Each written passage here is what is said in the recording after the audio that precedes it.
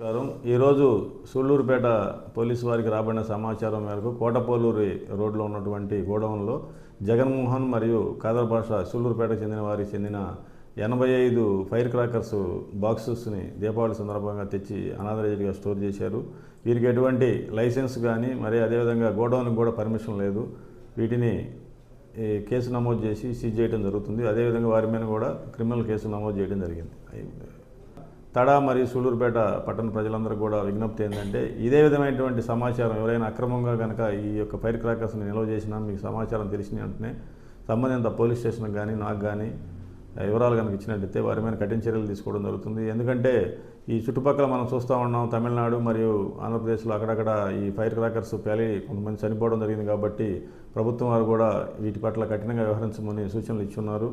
కాబట్టి అనాథరైజ్డ్గా లైసెన్స్ లేకుండా కనుక ఎవరైనా కానీ మీకు తెలిసి కానీ వాళ్ళు ఎవరైనా అమ్మినా కానీ వాటి మీద కఠిన చర్యలు తీసుకుంటామని చెప్పి